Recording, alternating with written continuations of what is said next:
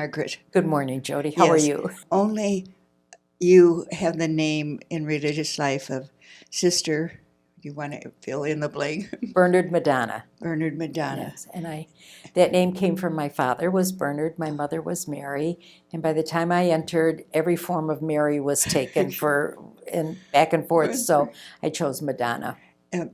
Did your students ever have trouble with the name? I had it for a short time. I taught first grade, but some of them may have, but I don't remember You that don't they remember really that? didn't have trouble with that. So I They- have more trouble with Mary Margaret because I get Margaret Mary a lot. You know, it is a pause. Yes, it is. You notice I paused too. Yes. Yes. Did you come out of the womb with the word across your forehead, administrator? No, I didn't.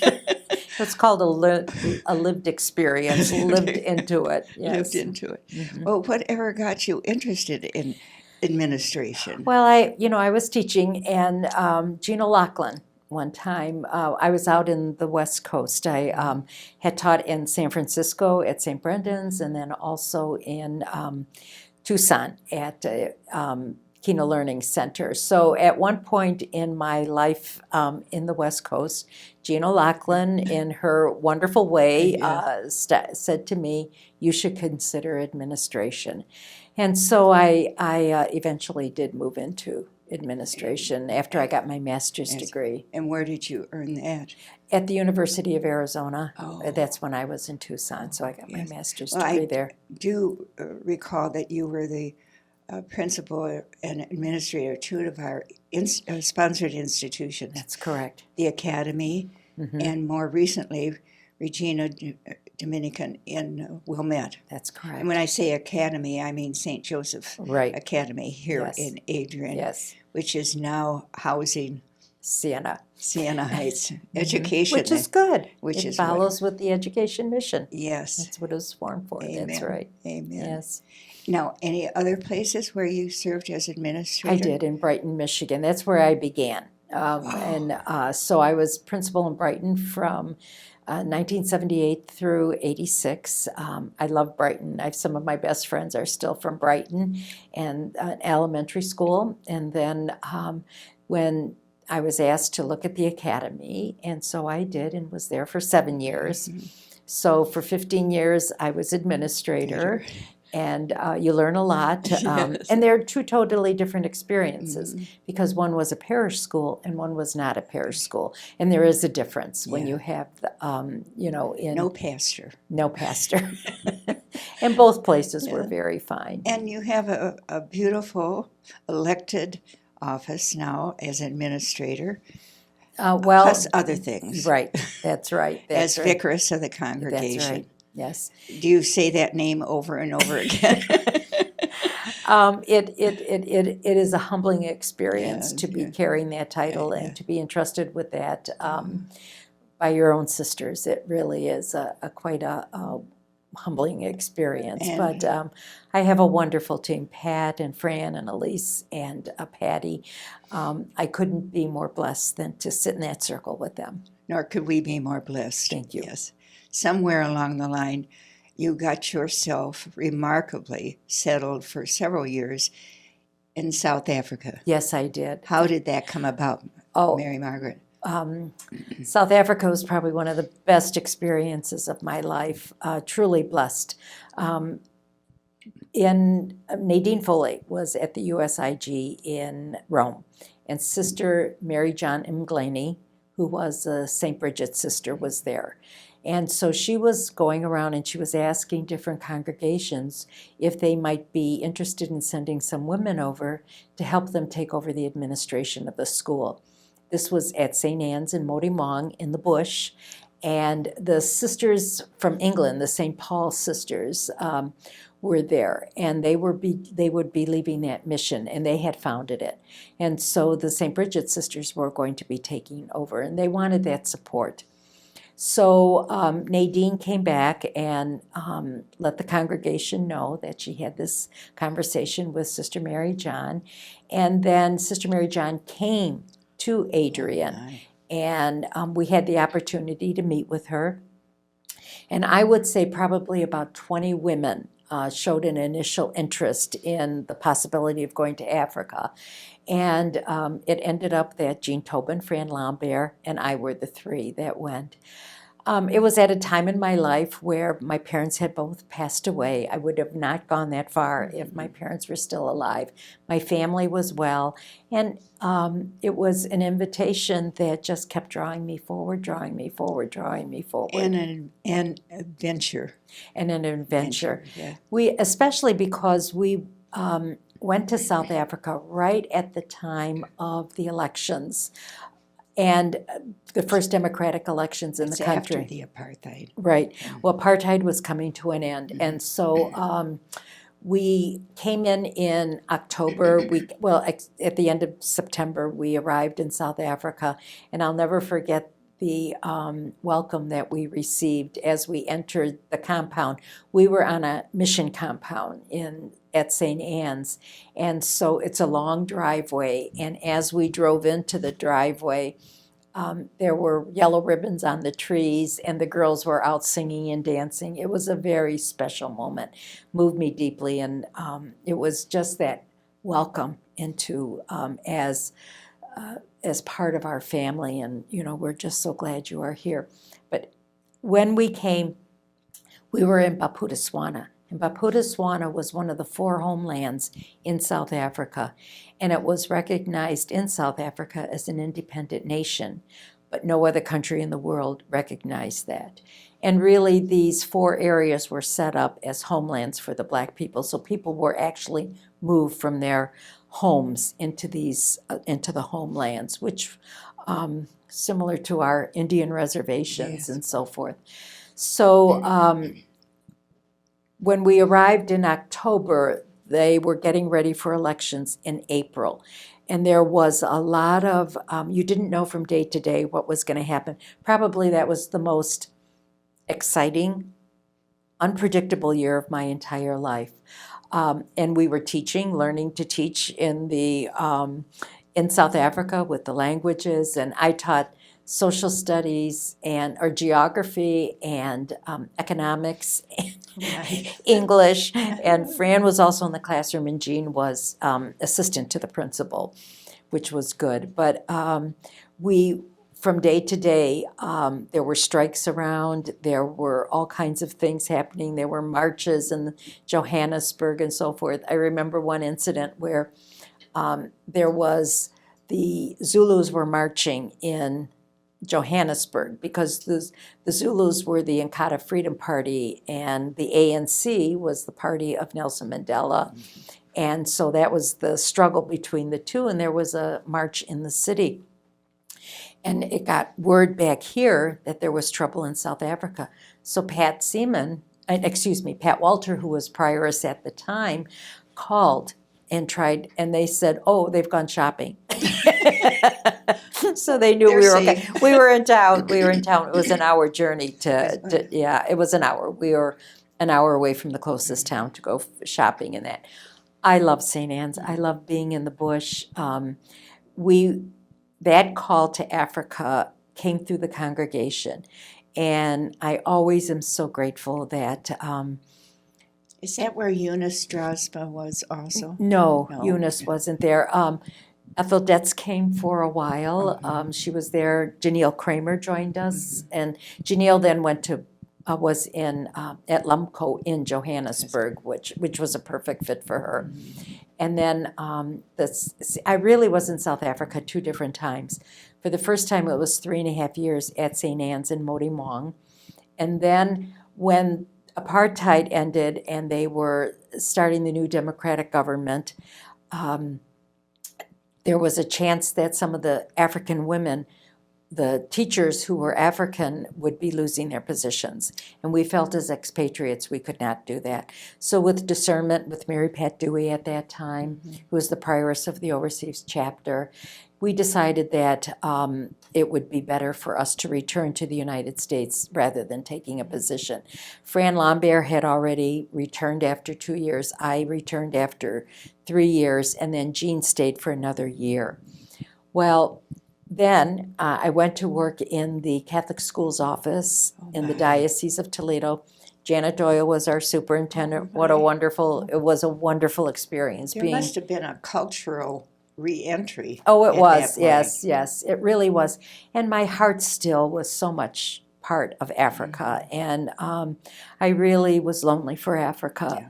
during that time. Did you have any preparation prior to going to Africa? We did. We had a wonderful month at, we had many different experiences that were provided for us by the congregation, but the most memorable was a month of preparation in South Holland, Illinois, and it was a program run by the SSND, Sisters out of Mankato, and that month was probably one of the most powerful spiritual learning experiences of my entire life, and I will always be eternally grateful to the congregation for that preparation. We had some other meetings. There was a professor at Notre Dame who was South African, who left the country during apartheid because his life was in danger. Just to go and spend time with him was a marvelous experience. So we met with the IHM sisters from Monroe, who already were in South Africa, and they came for a summer, a couple of weeks in the summer. So we had gatherings with them. So the preparation was really wonderful. But even though with all the preparation, Yeah. once you walk into the culture, it's a whole learning experience. Did you learn any of the dialects of the different groups? We could learn. We could greet people. Like in Swana. We were in Swana. The area that we were in was with the Swana people.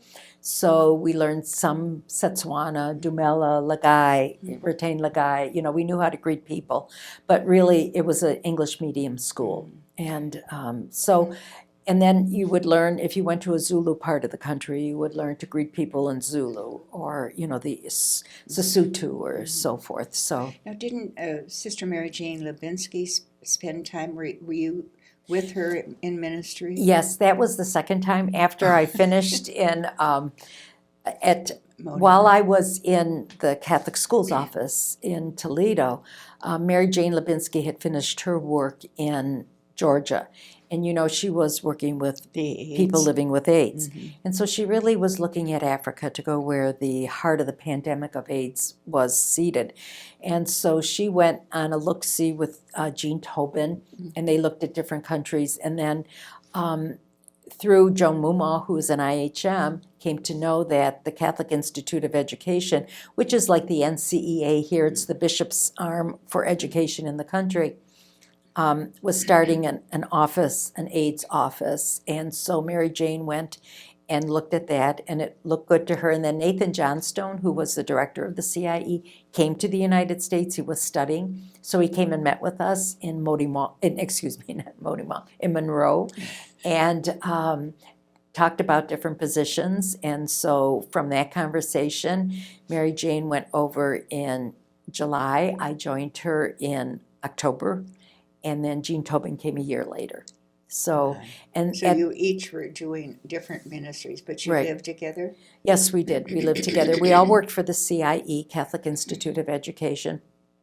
Mary Jane was in pastoral care and AIDS work. I was doing literacy and numeracy, which was developing programs.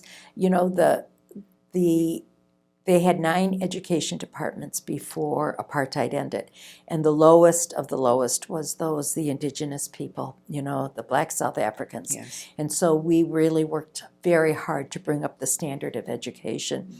And in my work, I just worked with the poor rural schools. I did not work with the more affluent schools in Johannesburg and Cape Town and Durban, and traveled everywhere on these roads that, they say turn at the tall trees, and you keep looking for the tall trees and make sure you get the first ones. God kept us safe. Mary Jane and I were on the road a lot. Jean stayed at CIE. She did come out with me on a few journeys. Joan was also there. Joan Mumaw. We lived with Joan Mumaw. So the 4 of us in Johannesburg. What an education you had. It was. It was marvelous, and learned so much from the people, and you learn the graciousness among dire poverty and the welcoming spirit, and teachers who were trying their very best with conditions that we can't even imagine, in classrooms that were cold and damp and wet. And, you'd walk into them and you'd say, how can any education take place here? And it did. It was marvelous. And I spent a lot of time writing programs, helping them, writing curriculum for them. And teaching the teachers, correct? Right. Most- Well, we had field workers out in the regions. And so what I would do is go train the field workers, and then it was their job to train the teachers. But then I would go out and monitor the workshops and so forth. So, a lot of times we'd be out on Monday morning, come in on Friday, be out again the next Monday, and be around the country. God kept us safe. Our travels, we were women traveling alone in the country. And, God blessed us and kept us safe. Well, the people must have loved you. It was, Yeah. I had a good It was a relationship. mutual Yes. admiration. Mhm. Right. But just to be traveling with the South Africans, like two of our field workers, Dolly and Jubilani, I went with them to one area of the country and we were driving and they said, we never thought we'd be able to drive down the streets of this town, let alone walk these, and to hear their stories of the oppression that they lived with their entire lives was just saddening in so many ways. What was the name of the township that was so very, very Soweto, Soweto? that's Oh, outside of yes. Johannesburg, right? And the violence that took place there also. And Soweto now is an experience because you have a mixture of millionaires. You have a section. No. Oh yes, very much so. Upscale shopping malls, but then again, some of the still very, very poor The areas. tin roof Yes. shacks Yeah. is what Yeah. they were. Yeah. Yes. Exactly. So from that experience, after 6.5 years, Really 10 years 10 altogether. years altogether. The last stint Yeah, was 6.5, correct. Is that when you went to Regina Dominican? Yes, I came back. The school year in South Africa is from January through December. So Mary Jane and I were the last two to leave Johannesburg as we closed up the house. And I returned to the United States at the end of January. So I had, had to look for a position. Well, Donna Markham called me into her office one day and said that the position of president was opening at Regina Dominican, and would I consider that? And I asked her two questions. I said, would I have to get substitutes or call snow days? Because I'm finished with it. She says, no, you don't have to. And it's true, you don't, because you have a principal. So I went to Regina Dominican. It was a new position because president, it's development work. It's working with the donors and, getting the money and being the public face of the school. Totally on the other end of And the spectrum. yes, that's from right, which you have because Oh, Wilmette is my. North Shore Chicago. Oh my. Yes. With all of this experience in your heart. Mhm. Wow. Yes. And so it just, but they were good people. They were good, generous people that loved Regina and, would want to see it continue, even though the enrollment was dropping. And but it was a great school. Our girls were marvelous and did marvelous things. So I pray that it continues and to, provide this marvelous experience for young women to become truly themselves and to know who they are. Well, being in Wilmette, were you any closer to your relatives? Now, I'm from Detroit, so Oh. I'm born and raised in Detroit, and I come from a family of 6. We're all still living, praise God. My oldest sister lives in Cleveland. My sister Carolyn, my brother Jim, and my sister Judy live in Dearborn Heights. I travel around wherever they find me. That's great. And then I have a brother in Florida, outside of Orlando, and a brother in Salt Lake City. So we're kind of around the world. So what, 4 brothers? I have 3 brothers and 2 sisters, so we're 3 and 3, and I'm number 4 in line. Yes. Well, where did you live in Detroit? I was a East side, west side? I was a West Sider. West Side. I grew up in St. Luke's Parish, which was Joy Road and retirement in Wyoming, and Near Rosary High School? no, not so Okay. close. So it close, but not Mhm. real close. So we was educated by the Cincinnati Charities, marvelous women. My parents were very active in the parish. It was part of our life. My dad was an usher at the 6 o'clock Mass at St. Luke's for years and years and years. And, we all went to school there. The priests would come to our house and, we'd take their money through, my dad would play cards with them. And so, poker and beer. Probably. So it was just part of our life. And then for high school, my oldest sister went to Mercy in Detroit. And I just wanted to go to Mercy. And part of it had to do with, she had a marvelous experience. But when they graduate in long white dresses and carry a dozen long stem red roses. That's the Mercy tradition. So when you're in grade school, that looks pretty good. So I took the exam there. I was accepted. But my parents, at that point, were going to have 4 student kids in high school. That's a lot. And my dad was a milkman, so we had a comfortable life, but we certainly didn't have a lot. And so my sister Judy was at St. Alphonsus in Dearborn, and I would be going in as the second child, the second tuition. It was cheaper than Mercy.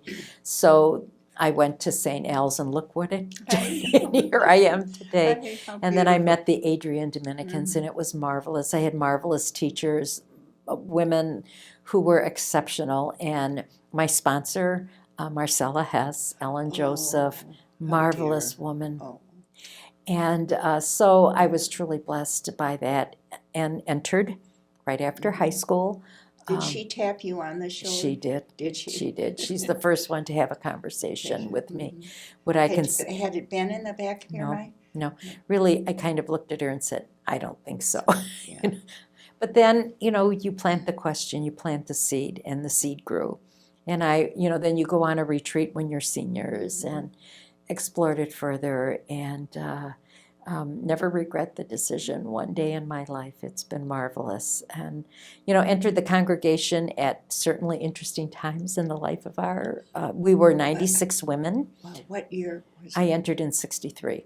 Oh, yes. Right. Oh, my. So, big crowds. Yeah, first Vatican document coming right. out. That's right. That's right.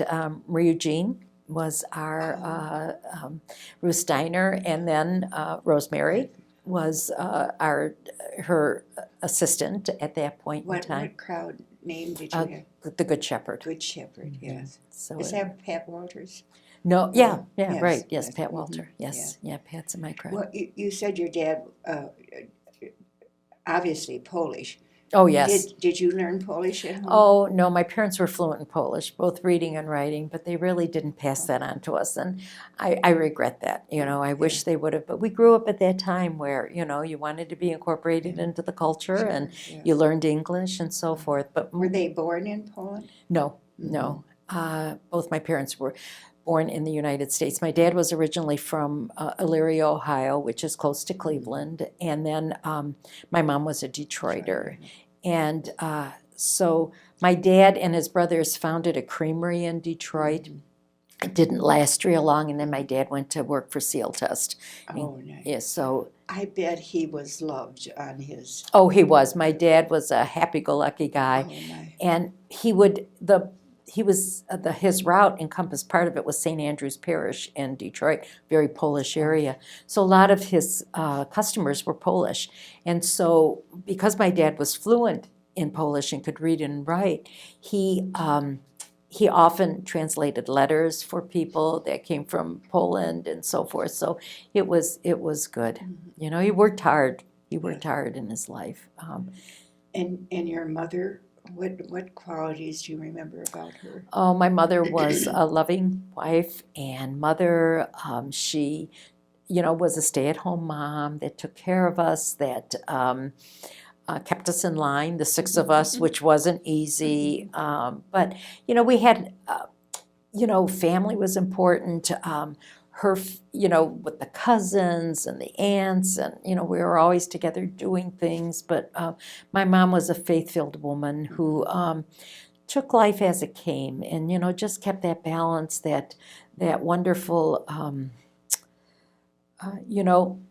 we can Balance get through is this balance, Mhm. you know, and taught us how to do I that. think you've inherited that. Thank you. Thank you. Yes, you always seem, no matter what the situation, you seem very calm. You learn that. That's a gift, isn't Yeah. it? Yes. Especially as an administrator. Yes. Mhm. Yes, I can't imagine you ever showing a temper or anything. No, that's not me. Excuse me. That's not usually me. Yes. You know, if there was an injustice, then I could really get, you know, but learn, but that's not one of my strong suits, is a strong temper.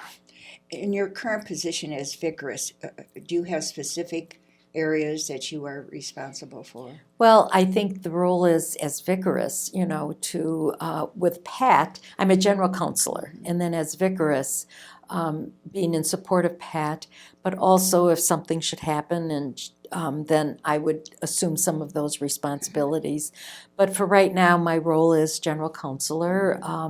I am responsible, you know, I'm the liaison with the hospitals. You talk about a learning Yes. experience, especially at this time. Yes. You know, and some of the schools, you know, working with different areas and so forth. So I'm still learning the job. So I'm still, So you know, when Pat Seaman went to visit our sisters in the Philippines, you remained on campus, I did. strapped in your chair. No, it's called, we have cell phones nowadays. So Thank you God. quick, but you learn to leave your cell phones on all the time. You Yeah, really do, you know, so yes. you're in easy contact. So Yes. it's my, you know, I'm an Adrian Dominican. I have had so many marvelous experiences in indeed. life, and it's because I am an Adrian Dominican.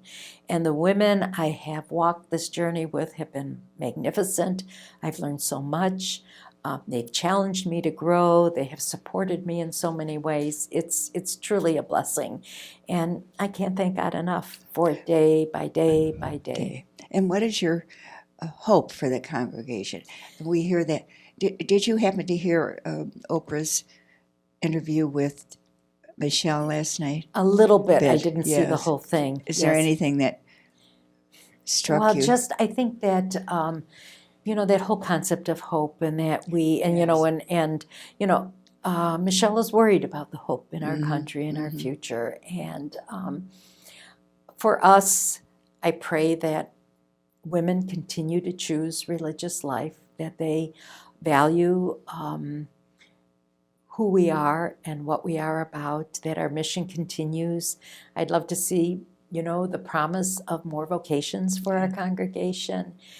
But, you know, as we continue to walk the journey, and it's amazing, even though we're aging, our passion for mission continues. It hasn't lessened at all. And it seems to grow brighter and Yes. stronger and deeper. Yes, yeah. And, you know, we are so blessed with the people who walk this journey with us, our co-workers on campus, our co-ministers in our institutions. I mean, you talk about people who understand who we are and want to take that mission forward and help us in that way, and even themselves personally carrying that mission forward. It really is absolutely phenomenal and edifying. I just marvel at it all. And you're seeing it up close and personal now. I am. Yes, I yes. absolutely am. Well, thank you for this time, Well, you're Mary welcome. Margaret, and And thank you. blessings for the next 5.5 years. We'll keep praying for us, and we'll pray for you. How's that for all? Amen. And thank you for this gift Yeah. that you are giving the congregation with these stories. So Yes. truly It's appreciate it. inspiring for me.